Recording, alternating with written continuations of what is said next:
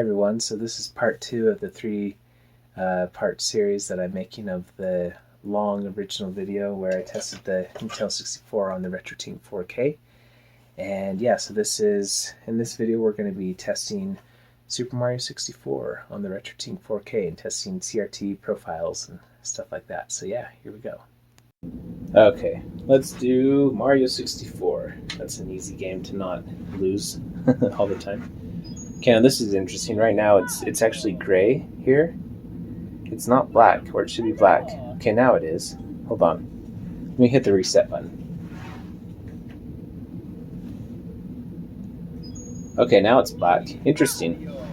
So the RetroTINK 4K must go through like a calibration phase or something. Because, yeah, I was noticing that before when I was testing it too. Yeah, that was weird. It was like it was gray in the background instead of black. Yeah, now it's black. So, oh wow, ooh, wow, this looks really nice. Wow, this is just like a generic aperture grill, I guess. So it's not even necessarily a Sony. I guess it could also be like a Mitsubishi Diamondtron or whatever. Which I also have one of those, which is really nice monitor as well. But anyway, that's what I was saying before though, is that the CRTs, like, since they're smaller, they're a lot easier to move around. I mean, at least compared to like this huge 77-inch OLED TV. Like, this is basically a huge TV, like CRT, where you put it down and you don't ever move it until you actually like change houses, pretty much. Let's see here. I'm going to load up another one of these CRT emulations, though. But yeah, and then also, I don't know. There's still is just something about CRTs that just, I don't know. I'll have to do more comparisons because this does look pretty impressive still. By the way, now this over here that says HDR optimized mask and scan lines. So I wonder if this will actually make the HDR brighter. Because the other ones were, SDR optimized. So I wonder if these are the brighter ones, because I tried, this is an SDR optimized right now. Yeah, you can see at the top it says current SDR AG coarse grayscale. And so I'm going to try one of these HDR optimized and see if these look better. So this actually looks like it's the exact same one as the SDR. It's just, yeah, in HDR. So let's see what this one looks like. Oh yeah, you can definitely tell that's HDR now. Yeah, with the text is much brighter. Oh wow, okay, that does look different. Huh, well, a little different anyway. Wow, I still like the, I still like the SDR, and I think that black frame insertion is not on right now, as I'm seeing a little bit of blur. So let's go see and check that out. It might be a different setting when you're on HDR. Yep, sure enough. Custom. Oh, there it is. Maybe. Let's see. It was clearness. Yeah. Okay, there we go. Yeah. Okay, there we go. Okay. All right, and then this is max. I think 2 is pretty good. You don't want to turn on smoothness though, because that will add input latency. Yeah, that was interesting. Yeah, you can see the motion blur when the black frame insertion isn't on. Yeah, this looks a lot better though. But yeah, realistically though, I mean, that SDR profile actually does look pretty impressive. Yeah, in fact, I still think that it actually looks better than this HDR. I don't know, sometimes I think HDR is just kind of a scam, to tell you the truth. Let's try going in here. What I'm going to do is, this carpet doesn't look as red as I've seen on other CRTs as well.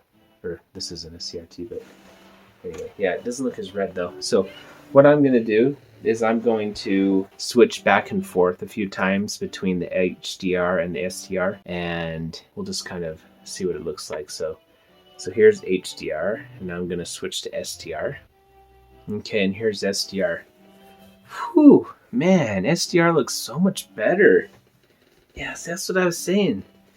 It's like HDR is almost like it's a scam. Like it's just like a marketing thing where they try to say that it's better, but man, like all my testing that I've ever seen, Even when I had the LG OLED, you know, sitting next to this model, like, I don't know, SDR just looks better. And then the LG TV just made SDR look like really dark and like not what you would usually think of as SDR. Like if anyone has had any experience with, you know, like a CRT or really just any SDR TV, like SDR does not look as dark as what it did on the LG OLED.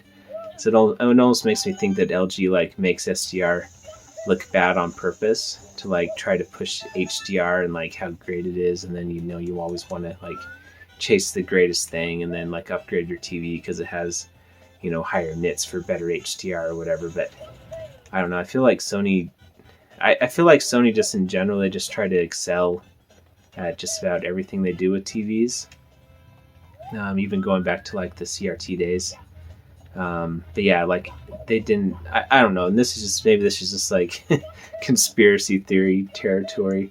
But I just get the vibe that LG maybe is trying to hamper their SDR experience, so to push people towards HDR, whereas Sony is perfectly happy with making SDR look amazing as well. And actually, I think it looks better, to tell you the truth. This SDR looks, I would say, looks much better. In fact, even like the colors, like, do you remember what I said about the, let's see, let's go out of here, hold on. Kosaga, I think it's this one, yeah, okay. But even like this red carpet, when I first walked in here with the HDR, it didn't look red, it looked like a washed out red. Like it looked like the carpet was like old, like, and had been trodden on like for many years. Like it was a very worn out carpet in this castle. Whereas SDR actually looks like pretty amazing. In fact, let me show you again. Let's switch back over to HDR and just pay attention to the color of the carpet. Okay, so here's HDR with that same profile. Yeah, just everything just looks like washed out. Like it just doesn't look that good. And see, that's the things. I think that HDR, because from what I understand, they sorry Mario, I'm putting you to sleep with my boring talk. Yeah, it's like HDR. Like for example, when I pull up this menu, the whites are like very like, wow, this is like very bright. Like all the text in that, like all this text over here is like very bright and it's like almost blinding. And so it's like HDR really makes the brights, you know, bright, and then the darks, I guess, dark, you know, on the conversely. But then other colors that aren't white, they just kind of suffer, and that's definitely what I'm seeing here. Like this HDR looks so much more washed out than SDR. So like, let me switch back over to SDR again. Okay, and here's SDR. Yeah, again, just looks, much better. So yeah, I'm definitely playing with the RetroTINK 4K and SDR, at least on this TV. Maybe you're, again, I think LG TVs, I think that they probably, well, yeah, considering how, at least the C1 that I was testing, considering how poor performance it had on SDR, I think HDR probably would be an upgrade on that specific TV. But yeah, if you have a Sony TV, definitely try out SDR because it looks pretty amazing. Anyway, let's go ahead and try out one of these other profiles before we finish up this video. Again, I'll play around with this more and try to find more optimized stuff, and then also, you know, I'll compare with the actual CRTs as well. Because yeah, most of the TVs that I use nowadays are CRTs. Yeah, and I don't know, there's still something special about CRTs. Like especially just like a little one that, you know, just looking at it, it's just like it just glows, like it just is, I don't know. There is something special about it. And even like before I was doing this, I was watching a movie on my XBR 960 HD CRT, a Sony Trintron, and it was just breathtaking, really. And then I actually came in here, like I said before, and then I started cleaning up this room, and I put that same movie on this TV. And like it looked nice, it looked sharp, but it wasn't breathtaking. And it's hard to explain, but I think it has something to do with the colors that the CRTs can reproduce. I don't know. but it was just like everything just seemed to pop out of that HD CRT, whereas on this TV, it didn't necessarily pop out on that movie. So I don't know. It's kind of hard to say exactly what it is, but yeah, there is something about CRTs still that are pretty impressive. But as far as emulating them, though, I mean, yeah, this does look pretty amazing. So anyway, so we've looked at this course, I think, plenty. Let's go ahead and try out some of these other profiles. So let's try this aperture grill dense. I wonder what that looks like. Of course, it's going to make me switch inputs again. I really wish it would just keep your input. Oh, wow. Interesting. Oh, I actually kind of like this one better. So yeah, so I think dense, I think it moves the scan lines. Yeah, so it must move the scan lines, or it makes the black lines in between the scan lines smaller. That's what it is. Yeah. And actually, it kind of brightens up the image a little bit too, which I guess would make sense. Whoa. Wow, I just turned Mario around and then... Okay, there we go. Not sure what happened there. Lost connection there for a second, but we're back. I didn't pause the camera either. That was just kind of weird. I'm not sure what happened, but... Yeah, this looks good though. Yeah, this looks pretty good though. Yeah. And again, these are just the profiles that are, you know, that just come out of the box, you know, from just the firmware, or just the 1.0 firmware, just right out of the box. And yeah, it looks pretty good though. I shouldn't have gone into this level. I should have gone to a different one. Let's try this door. Yeah, it looks pretty cool. Let's try out another profile though. Let's try one that looks different. Oh, a slot mask. Ooh. Oh, and they have a triad. Ooh, that's like an old. Oh wow. Oh wow. Oh man, that's like an old CRT from like the 70s or whatever. Wow, let's try out that. Ah, okay, yeah, let's try the dense one. Ooh, this is exciting. Yeah, to tell you the truth, it looks pretty similar to the aperture grill, at least from this far away. Let's see if we get closer and see if we can see those triad. That's so cool that if it really does have the triad on here. Okay, so oh wow, it does. Look at that. Yeah, you can actually see the triad. The holes like in the phosphor. Wow, that's cool. I mean, it's kind of crazy. You have to be pretty close. But yeah, they're there. Wow, they're probably not coming up on the camera though, but maybe they are if I hold it this close. But yeah, can you see the triads? That's so cool. Wow, like wow, that's a lot of detail to really recreate that CRT look. Wow, that's impressive. That's impressive stuff right there. Wow. Boy, that's the power of 4K. Wow, for sure. Power of 4K to reproduce a CRT. That's pretty amazing. Wow, now I'm curious. I'm going to switch back over to, while keeping the camera kind of close to the screen, I'm going to switch back over to the aperture grill, and let's see what that looks like. Okay, so here's the aperture grill again. Yeah, oh wow, holy cow! This is incredible! Holy cow!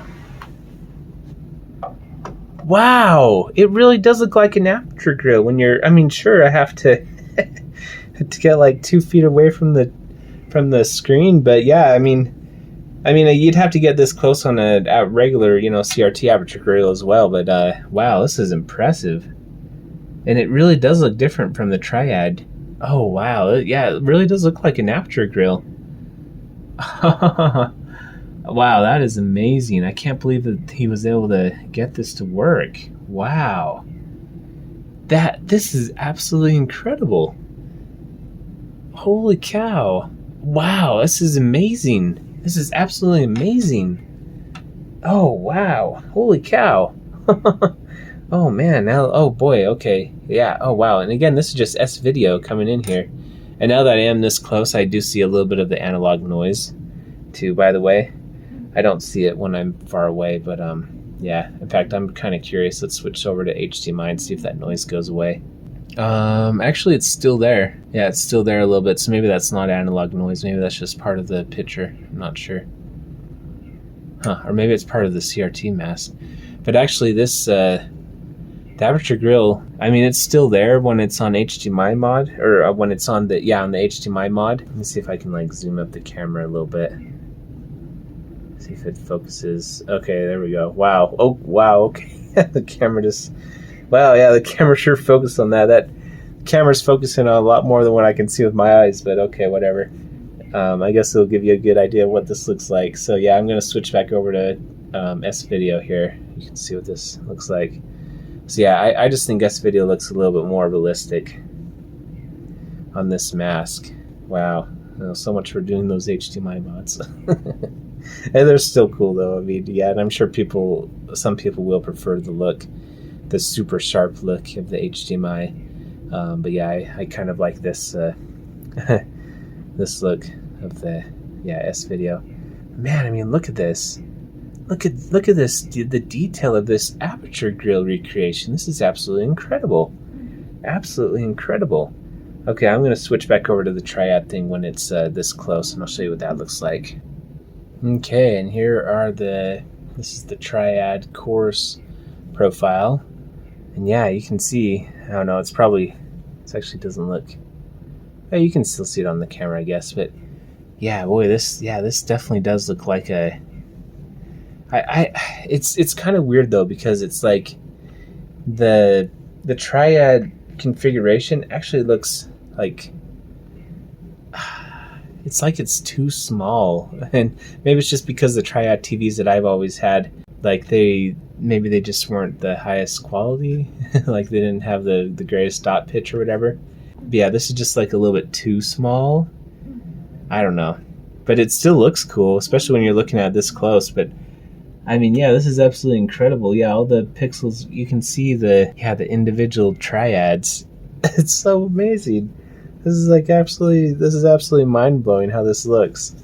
Let's see if I can get you on a different area of the screen so you can see more colors. Yeah, this looks so cool. Wow. This is really cool. But to tell you the truth though, when I'm staying far away, it's hard to tell a difference between the aperture grill and the triad mask. Let's see, this is still the triad. I'm going to try slot coarse. No, actually, let's do dense. Yeah. So you can tell it's not it's different from the triad. Yeah, the pixels are just, I guess they're, what would you call them? Well, they're not really, I mean, it's a digital panel, so they're still pixels, but the dots are like the holes that they're trying to represent are patterned in a different way. Like they're more straight. They're more up and down straight, whereas the triad was a little different. Yeah, they're more offset. But yeah, this looks really cool though too. Yeah. But again, from far away, they all look pretty similar. But yeah, let's go ahead and back up again. Let's see if I can fix the zoom. There we go. So yeah, from this far away, man, I'm really putting Mario to sleep. Like literally putting Mario to sleep. I hope that people watching this video aren't being put to sleep as well. I mean, I find it fascinating, but I guess, probably not everyone finds it fascinating. But Mario probably just wants to go and, stomp on Goombas and defeat Bowser. Yeah, it's kind of funny. Sometimes it's funner to fiddle with this stuff than it is to actually go and actually play the game. It's kind of funny. Let's go ahead and try. I'm just kind of curious if we change this. So right now we're on slot dense. So I'm going to change the aperture grill dense. Let's see if we can tell a difference from this far away. So I'm going to pause the video while it changes. Okay. Yeah, it looks really similar from this distance. It looks very similar. So yeah, I would almost say that whichever one you like, whichever one you have, they're all pretty similar. I guess while we're here though, let's go ahead and try one of these other ones. Aperture grill RYB. I'm not sure what that is, but let's give it a try. Oh, okay. This one I actually can see a difference from this far away. It's hard to put my finger on exactly what the difference is. Oh, okay. Ah, interesting.